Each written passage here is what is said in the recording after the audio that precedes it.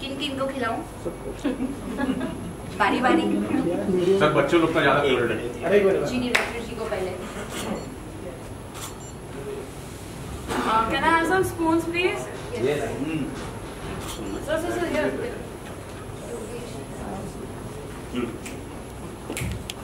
आपकी वजह से सब कुछ है। मैंने उसको कॉल किया तो उसने कहा कि वो सब छोड़ दो, बस इतना प्रॉमिस करो कि मजाक नहीं करना इस फिल्म के साथ, बिकॉज उसमें इतना इन्वॉल्व थी उसमें उसको पीटा गया उस लड़की को। आप समझ लीजिए कितना वो है। तो जाहिर सी बात है हम इस पिक्चर को वैसे नहीं लेके जा रहे हैं, हम पूरा प्रॉपर रियल ही रख रहे हैं, बस थोड़ा सा नाम अलग है बिकॉज आपको पता ही है कि क्या होना है। 2.5 साल की सरकार बची हुई है, पिक्चर भी रिलीज करनी है, तो थोड़ा सा है, लेकिन पब्लिक सब जाना है। सेंसर में कितनी बार रिजेक्ट हुई है? 2-3 बार। नीरज जी, नाम को लेकर मेरे को सवाल सर मैं एक चीज़ कहना चाहूँगा सर कि हमारे ये सबसे इम्पोर्टेंट जो आज के पिक्चर में है वो है हमारे सर। अगर ये नहीं होते तो बाकी पिक्चर कंप्लीट नहीं होगा। सीधे बता रहा हूँ क्योंकि इनका जो विज़न था ना, क्योंकि मैं तो बस इनके साथ बैठता था नरेशन के लिए, सब कुछ के लिए, तो ये ऐसे हैं कि मुझे समझाते थे कि नरेशन ऐसे होता है, कि वो गार्जियन है मेरा।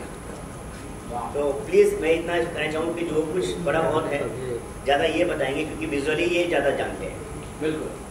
नज़ीर खान साहब, आप तो कैमरे के पीछे थे, आपने सबसे नज़दीक से इन चीज़ों को देखा जब शूट कर रहे थे आप लोग, तो किस्सा बताना चाहते हैं शूट से रिलेटेड या जो बड़ा भावुक पल रहा हो आपके लिए, यादगार रहा हो इस फिल्म से, नफीसा जो जुड़ा हुआ?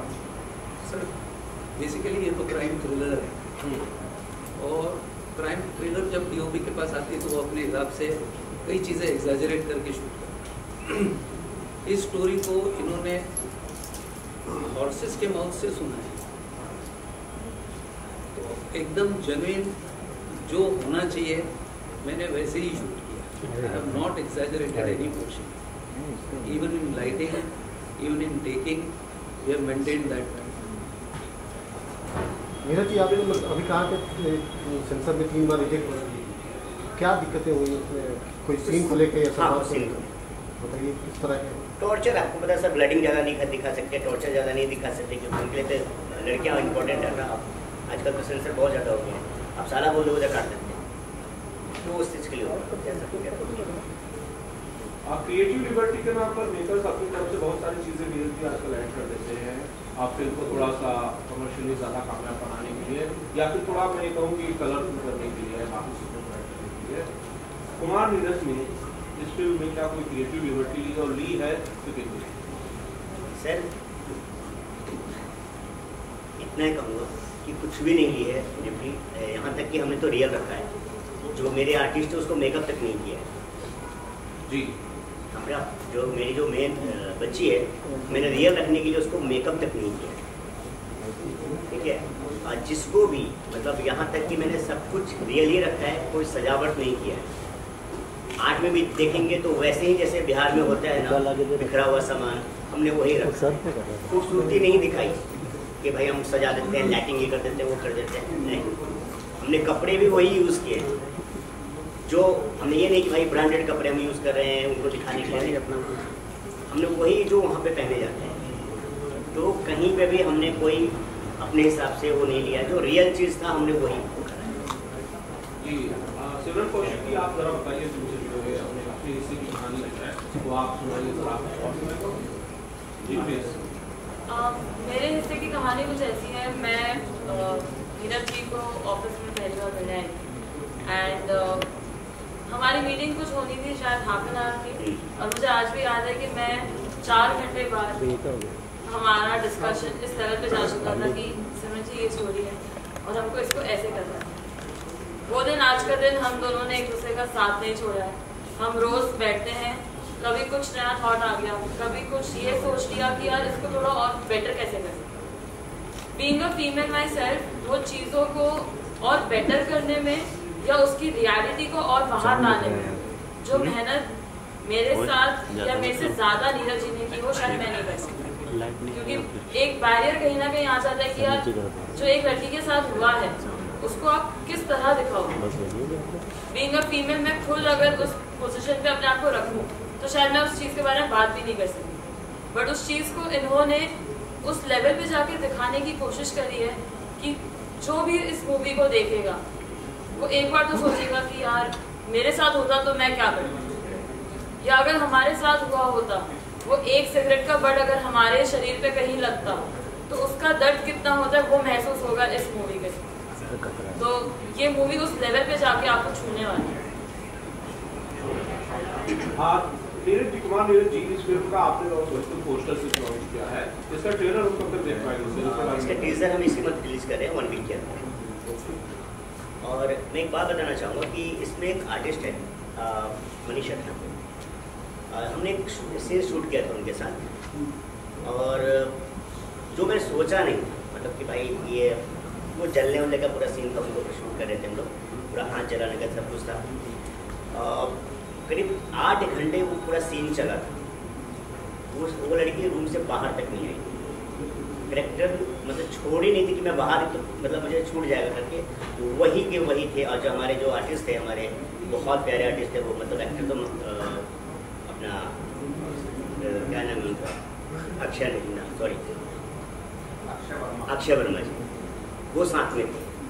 दोनों ऐसे थे या पूछे मत, वो चीज़ पूरा रियल हो क्या आया हमारे पास फुटेज जो आप शूट कर रहे थे, वहाँ पे सबके सब वही दर्द महसूस कर रहे थे जो वो लड़की कर रही है। अब टीजर में वही चीज़ आप देखेंगे, हमने स्पेशली वही डाला है ताकि फील तो हो कम से कम। मैं बहुत शुक्रिया जो आर्टिस्ट हमारे, उन्होंने बहुत कुछ दिया है अपने करेक्टर से, मतलब सब कुछ रियल दिया है, कोई तामझाम नहीं। नीरज जी, बहुत सारे लोग सवाल करेंगे कि भाई बिहार में, नॉर्थ में कहानियाँ बहुत सारी हैं, लेकिन कुमार नीरज साहब को दिखता है तो गैंग्स ऑफ बिहार दिखता है, और उसके बाद नफीसा की कहानी दिखती है। अपराध के प्रति, अपराध से जुड़ी हुई कहानियों पर ज्यादा ध्यान दे रहे, ज्यादा इंपॉर्टेंस दे रहे हैं उनको? नहीं जी, स्पार्क मीडिया कभी भी अपराध को बढ़ावा नहीं देती सर। हम एक ही पोर्शन देखेंगे, कहने का मतलब है कि बिहार में क्या हमेशा अपराधी होता है? आपको लगता है? पोर्ट्रेट तो ऐसे ही किया जाता है। सारे आईपीएस वहीं से, बिल्कुल। अभी जो लेटेस्ट आया है ना नंबर 1 पे, वहीं पे बिहार का ही है। बिल्कुल। तो ऐसा नहीं है सर, मेरा पॉइंट ये है कि जिसमें हम मैसेज देखते हैं ना, जैसे अब नफीसा में एक मैसेज है कि माँ बाप के लिए, जैसे बच्चियों को अपने करीब ज़्यादा रखो इस उम्र में, बच्चियों को है कि ज़्यादा माँ बाप को अपने दोस्त बनाओ, बाहर नहीं। क्या कर सकते हैं इसके लिए? जो बेटियां पेरेंट्स के पास आए, पेरेंट्स बच्चों के पास जाए, तो एक थोड़ा सा जनरेशन गैप जो हम लोग बोलते रहते हैं ना, इतनी आसानी से बोल देते हैं भाई जनरेशन गैप है, क्या कर सकते हैं। लेकिन यही मैं कहना चाहूँगी, यही मेरा मोटिवेशन था कि जनरेशन गैप तो है, लेकिन कोशिश तो करनी पड़ेगी ना कहीं से कोई कोशिश तो करनी पड़ेगी कि हम अपने बच्चों से बात करें, ताकि ऐसी घटनाएं उनके साथ नहीं घटे। बच्चे हमारे पास आ सकते हैं, वो डर के नहीं रहे कि हम हमारे माँ बाप के पास जाएंगे तो डर लगेगा, पता नहीं वो क्या करेंगे। तो इसी सिलसिले में मैं कुमार जी के पास आई कि कुमार जी कुछ तो करना पड़ेगा, और वो खुद राइटर है, तो उन्होंने प्रॉमिस किया कि मैं कहानी लिखूंगा। इनका एक ही मुद्दा था कि भाई मुझे मैसेज देना है पेरेंट्स को कि एक्चुअली रहते हैं यूएसए में जी, तो यहाँ के ज़्यादा जुड़े कल्चर से, तो इनका ये था कि मुझे कैसे मैसेज देना है कि जो आजकल के जो बच्चे हैं न्यू जनरेशन के, वो क्या होता है कि 14 से लेके 18 साल के बीच वो हमेशा चाहते हैं कि वो अलग रहे माँ बाप से। उनको लगता है उनको सब कुछ पता है, और माँ बाप को लगता है कि यार इनको कुछ पता ही नहीं है। उन दोनों में कम्युनिकेशन नहीं हो पाता, जिस वजह से बच्चे कहीं और दोस्त ढूंढ रहे होते हैं, माँ बाप कहीं और बिजी होते हैं। उस चक्कर में बच्चियाँ जो हैं वो सेटल होम जैसे जगह पे फंस जाते हैं। इनका एक मोटिव था कि मुझे किसी भी कीमत पे एक मैसेज छोड़ना है कि माँ बाप जो है अपने बच्चों पर ध्यान दें, बच्चे जो है माँ बाप के ज़्यादा करीब है, दोस्त बनाते हैं, कोई चीज़ छुपाई नहीं। तो ये फिल्म का मैसेज जो है इन्होंने यही देने की कोशिश किया था, जिस पर मैंने वर्कआउट किया। नीरज जी, सवाल ये है, माफी चाहता हूँ किसी ने कुछ और सवाल पूछ लिया था। आपने कहा कि भाई आपको डर उस वक्त लगा जब एक कॉल आपको आया था, क्या आपको धमकी दी गई थी, रोका जा रहा था कि भाई आप फिल्म मत कीजिए नीरज जी, आपको कुछ किसी तरह का खतरा हो, कोई थ्रेट कॉल थी या क्या था उस कॉल में, ये जरा बताइए। सर अभी आज पोस्टर लॉन्च है तो मैं बिल्कुल बताऊंगा आपको कि एक बार जब सेंसर अपना रिलीज जब हो जाए ना तो फिर हम पर्सनली बैठ के चाय पी के मैं आपको बताऊंगा।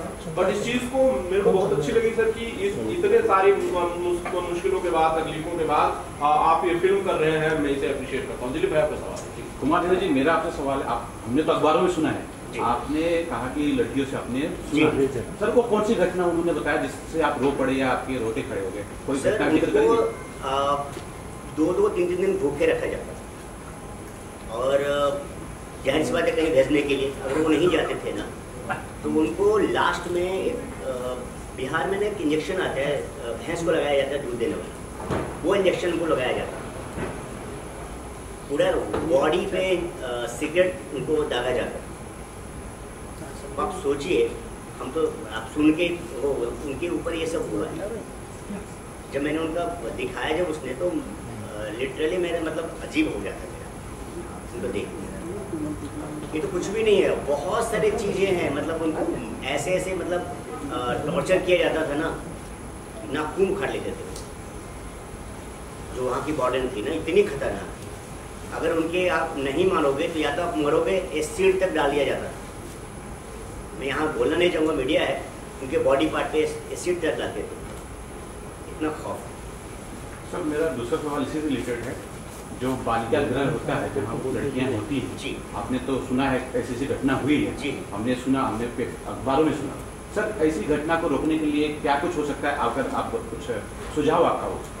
सर इसको रोकने के लिए मैं, आप और सरकार जब तक एक नहीं होंगे कुछ नहीं होगा। बिकॉज क्या है, हम लोग सिर्फ जाके देख लेते हैं, या हम जो फंडिंग करते हैं जो एनजीओ, ठीक है ना, वो डायरेक्टली एनजीओ के पास जाता है, हम कहीं पूछते नहीं है एनजीओ से वो लगाते कहाँ है। सरकार जो फंडिंग करती है एनजीओ को, वो पूछते भी नहीं है कि कहाँ यूज़ हो रहा है।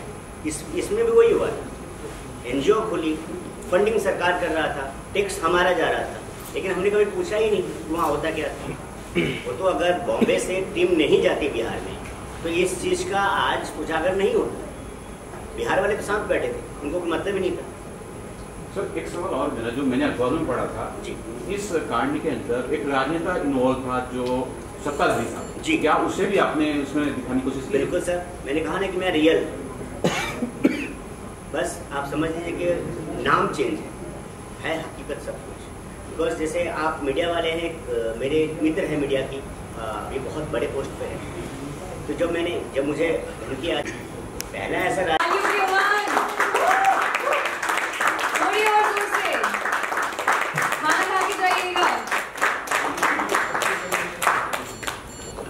प्लास्टिक निकाल दो ना, प्लास्टिक से रिफ्लेक्ट कर रहा है।